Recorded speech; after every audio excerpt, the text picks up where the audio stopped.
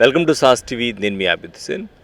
వారణాసిలో పవిత్ర గంగా నదిలో కొంతమంది బోట్ వేసుకుని వెళ్ళి ఒక 14 మంది యువకులు, సుమారుగా 14 మంది యువకులు బోట్ వేసుకుని వెళ్ళి అక్కడ ఇఫ్తియార్ విందు ఆరగించి, ఆ విందు ఆరగించిన తర్వాత బిర్యానీలో ఎముకలన్నీ కూడా వేస్టేజ్ ఏదైతే ఉంటుందో అదంతా గంగా నదిలో వేశారనే మాటల నేపథ్యంలో ఈ వార్తలు అయితే వైరల్గా మారాయి. ఈ విధంగా చేయడం అనేది కరెక్ట్ కాదు.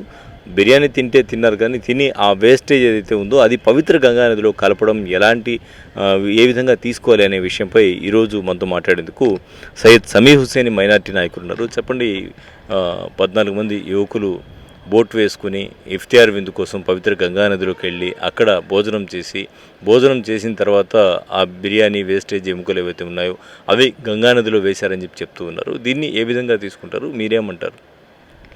అస్సలాము అలైకుం రహమతుల్లాహి వబరకాతుహు. ముందు అసలు ఎవరైతే గంగా నదిలో పోయేసి ఆ బిర్యానీ తిన్న యువకులు ఉన్నారో వాళ్ళు ఇఫ్తియార్ విందుకు వెళ్ళారనే మాట ఏదైతే ఉందో దాన్ని నేను ఖండిస్తున్నాను. ఇఫ్తియార్ విందు చేయగానే మగరిబ్ నమాజ్ చదవాలా. గంగా నదిలో పడవలో పోయేసి ఇఫ్తియార్ చేసుకొని నదిలో పడవలో అటు ఇటు కదులుతుంటే నమాజ్ చేస్తారనేది సాధ్యం కాని పని. అది వాళ్ళు ఎవరో విహారయాత్రకు వెళ్ళిన వాళ్ళు ముస్లింలు అయి ఉంటారు. దీంట్లో మత విద్వేషాలు రెచ్చగొట్టే వాళ్ళు ఏదైతే ఉన్నారో వాళ్ళు వచ్చి దీన్ని ఈ ఇఫ్తియార్ విందు దీన్ని చుట్టుతున్నారు. ఏది ఏమైనా కానీ వాడు విహారయాత్రకు వెళ్ళినా కానీ పవిత్రమైన ప్రదేశంగా భావించే మా హిందూ సోదరులు ఏదైతే గంగా నది ఉందో పాప నివారిణి అంటారు. వాళ్ళు ఎవరైతే పాపాలు చేసుకుని ఉంటారో వాళ్ళ పాపాలను నివారించుకోవడానికి, వాళ్ళ పాపాలను కడుక్కోవడానికి గంగా నదిలో జీవితంలో ఒక్కసారైనా మునిగేసి రావాలంటారు. కొన్ని లక్షల మంది, కొన్ని కోట్ల మంది, కొన్ని మిలియన్ల మంది పాపాలను కడిగిన మహాతల్లి గంగా నది. అటువంటి మహాతల్లి గర్భంలో పోయేసి తినేసి వాళ్లకు ఎవరైతే హిందువులు మేము పవిత్రంగా భావించే ప్రదేశంలో ఎవరైనా వచ్చి ఏదైనా చేస్తే దాన్ని మేము కూడా ఖండిస్తాం కదా. ఆ విధంగా ఎవరైతే అక్కడికి వెళ్ళినారో దాన్ని మనం తీవ్రంగా ఖండిస్తున్నాం. అటువంటి వ్యక్తుల మీద చర్యలు కూడా తీసుకోవాలంటున్నాం. ఎందుకంటే వేరే వాళ్ళు కూడా ఆ తప్పు చేయకుండా ఉంటారు. ఇకపోతే ఇదేదో మీడియాలో వ్యూస్ కోసము లేదా కమ్యూనల్ డిస్టర్బెన్స్ చేయడం కోసము ఎవరైతే ఈ ప్రచారం చేస్తున్నారో వాళ్ళకైతే నేను 2 చేతులు జోడించి రిక్వెస్ట్ చేస్తున్నా. దయచేసి ఒక ఇస్లాం మీద కానీ ఏదో ఒక మతం మీద, ధర్మం మీద బురద చెల్లె ముందర దాంట్లో ఉన్న నిజాలు ఏందో చూసుకోవాలా. ఇఫ్తియార్ అనేది రంజాన్ నెలను చాలా పవిత్రంగా భావిస్తాం మేము.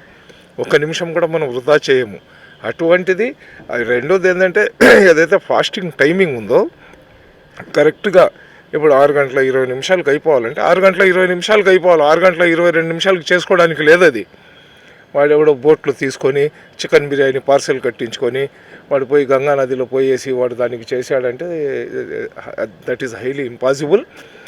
అది ఫ్యాబ్రికేటెడ్ న్యూస్. అది కేవలం కులాల మతాల మధ్య చిచ్చు పెట్టడానికి చేస్తున్నారు. ఏది ఏమైనా కానీ వాళ్ళు విహారయాత్ర కోసం వెళ్ళినా కానీ అది చేయడం అయితే తప్పు. దాన్ని మేము తీవ్రంగా ఖండిస్తున్నాం. అటువంటి వ్యక్తుల మీద కఠినమైన చర్యలు తీసుకోవాలని కోరుకుంటున్నాం.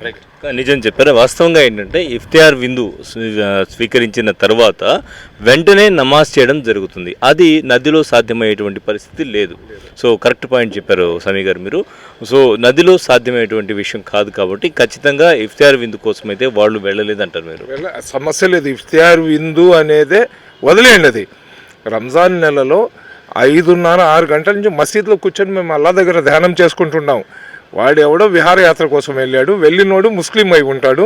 వాడు ముస్లిం కాబట్టి దానికి ఒక ఇంకా హంగులు పుయ్యాలి కాబట్టి దానికి ఇఫ్తియార్ అనేది ఒక కొట్టేశారు. ఇది కేవలం మీడియా సృష్టి. ఇది వెళ్ళినోడు వాడు ముస్లిం కాదని నేను చెప్పడం లేదు.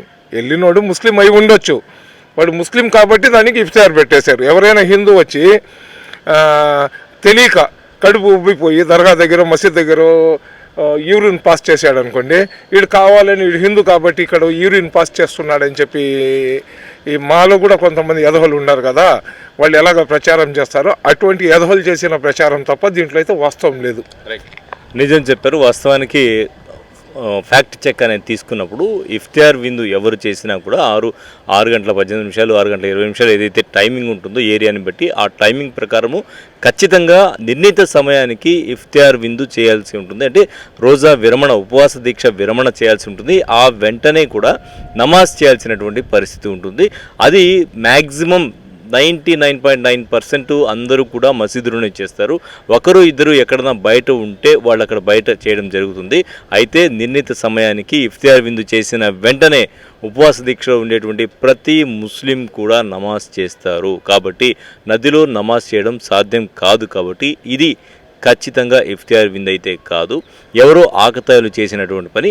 అది పవిత్ర గంగానదిలో చేశారు కాబట్టి ఖచ్చితంగా వాళ్ళు ఎవరు చేసినా కూడా శిక్షార్హులే అంటున్నారు మైనార్టీ నేత సయ్యద్ సమీ హుస్సేన్. కెమెరామెన్ మహేష్తో హుస్సేన్, సాస్ టీవీ, నెల్లూరు.